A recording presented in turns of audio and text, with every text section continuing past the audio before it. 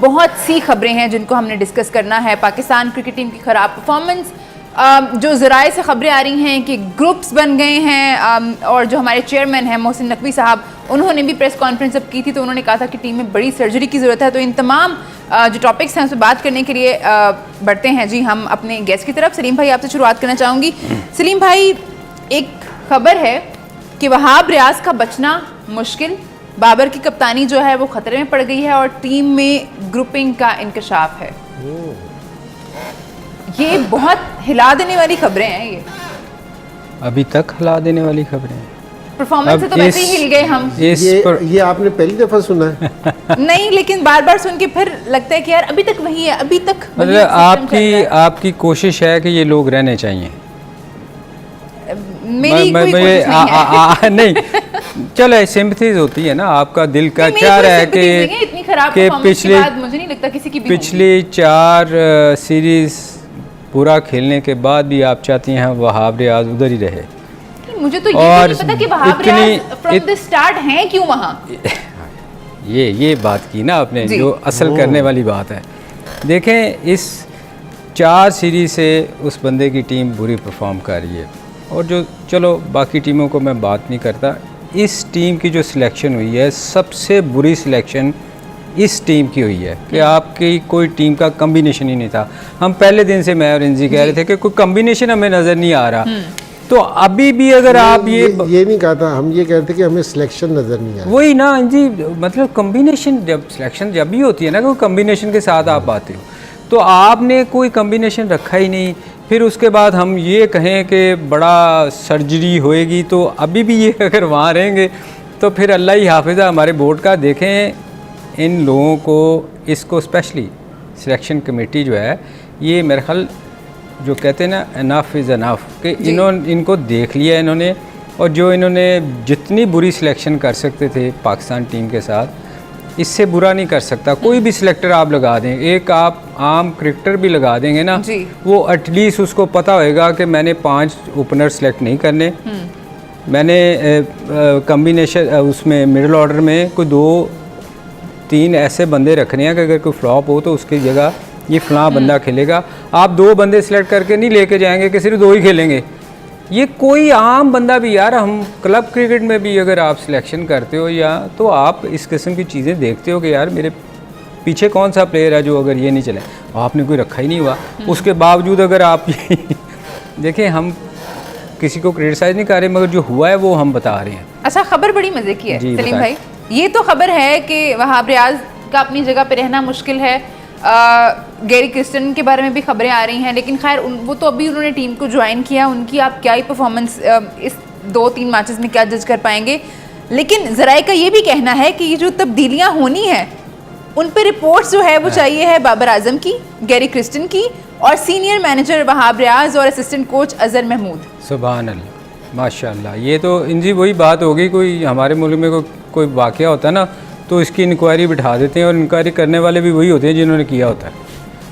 जिन पे इल्ज़ाम है वो खुद इंक्वायरी करेंगे। वो पहले ना 2007 का वर्ल्ड कप हार के आई ना जी, तो एक किस्सा वैसे ही दिल कर रहा है ज़रा सुनाने। नहीं, आज सुनाना चाहिए। तो मैं कप्तान था, मेरे पे इंक्वायरी बैठ गई, तो मेरे से इंक्वायरी वो बोर्ड के एम्प्लॉइज़ ही बैठे थे, तो चेयरमैन ने कहा कि नहीं इंज़माम से जो इंक्वायरी ना मैं ख़ुद करूँगा। मैंने कहा कि जी ठीक है, क्योंकि जी आप करें। तो इजाज़ साहब हैं, वो इजाज़ भट्ट साहब हैं, वो अपने उसमें चले गए इस दुनिया से, अल्लाह उनकी मग़फ़िरत करे, दर्जात बुलंद करे, बड़े ज़बरदस्त आदमी थे। तो मैं उनके ऑफ़िस चला गया सर्विसेज में, उनके ऑफ़िस में मीटिंग थी, क्योंकि यहाँ प्रेस बहुत था, बहुत तंग था बिल्कुल।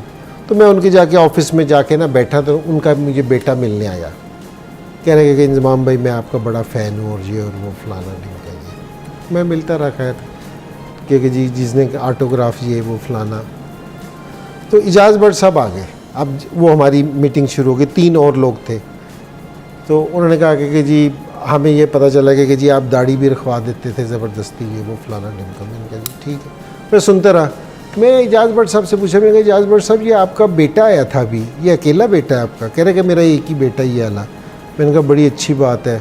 तो मैंने कहा कि ये आप है ना, आपने इसको सर्विसेज की पूरी इंडस्ट्री दी है, एक ही बेटा सारी इसकी है, दामाद है, दामाद है जो भी है। मैंने कहा इससे कहो दाढ़ी रखे। कह रहे नहीं ये दाढ़ी नहीं रखेगा मेरे कहने पे। मैंने कहा कि यार मैं तो किसी को अगर कोई मैच खिलाने के चक्कर में आप कह रहे हो कि दाढ़ी रखवा देता हूँ, मैं ये कर देता हूँ, आप पूरी सर्विस इंडस्ट्री दे रहे हैं तो उसको कह रहे हैं कि जी ये दाढ़ी नहीं रखेगा, ठीक है।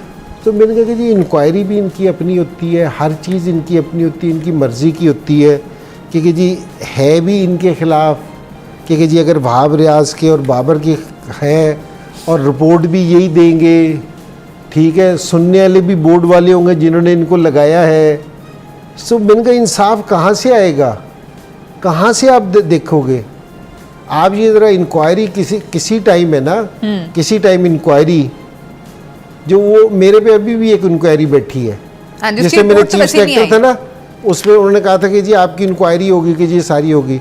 मैंने कहा अच्छा, वो भी जितने भी इंक्वायरी वाले जितने भी अनाउंस हुए थे ना, वो भी सारे पीसीबी के एम्प्लॉई हैं। अब मैंने कहा कि ये पीसीबी के खिलाफ तो रहे भी नहीं है उसमें, आई थिंक वो रहे भी नहीं है, कुछ है भी नहीं।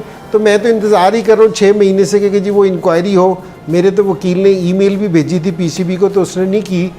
तो वो मैंने कहा कि जी अभी तक बैठे हैं हम उसी तरह ही, ठीक है। तो याली भी इंक्वायरी आपने पहले यंगस्टर्स को देखेंगे, 1 महीने पहले तक आपने रिटायर प्लेयरों को वापसी ले आए थे जी, ठीक है। अब आप कह रहे हो आप यंगस्टर्स देखेंगे। मेरा मतलब है कि कहीं कोई स्टेबिलिटी लाने की ज़रूरत है। अगर आपको 1 माह में वैसे ये यंगस्टर कहाँ से आ जाएंगे?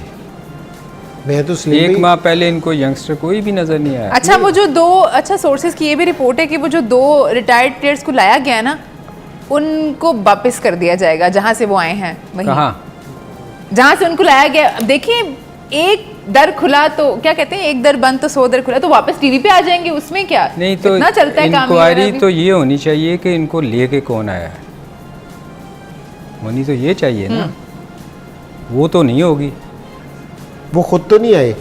हाँ, वो खुद तो नहीं आप है। मुझे अगर कहेंगे पाकिस्तान के लिए खेलो या एनजी को कहेंगे, हम क्यों रिफ्यूज़ करेंगे? अभी भी मैं आपको एक मिसाल दे रहा हूँ। चले मैं आपकी कह देता हूँ, आप हमसे बहुत यंग हैं, छोटी हैं बहुत। नहीं, मुझे तो अगर आपको लड़कियों की सिलेक्शन में आपको बुलाया जाए तो आप क्यों इनकार नहीं, करेंगे? मैं मीडिया डिपार्टमेंट में जाना चाहूंगी। मैं सिलेक्शन में जो मेरा काम नहीं है मैं वो कभी करना नहीं चाहूंगी।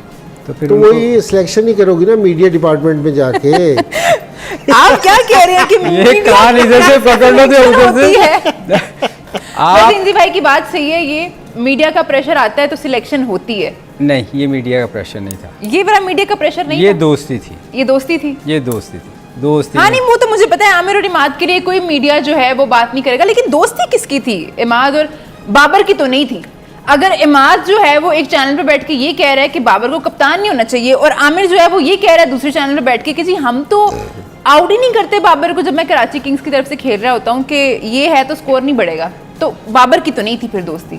PSL में किसने रिप्लेस किया था बाबर की जगह? कप्तानी का ये इधर पेशावर में किसका रफड़ पड़ा था? भाई आप वापस जाएं ना, आपको समझ आ जाएगी फिर। मेरा मतलब सारे पाकिस्तान को पता है, आपको नहीं पता। कराची में जिस टाइम बाबर कप्तान बना था तो भाबरियाज हटा था, हाँ। ये इमाद वसीम हटा था। पेशावर में जिस टाइम किया था तो वहाब सही है।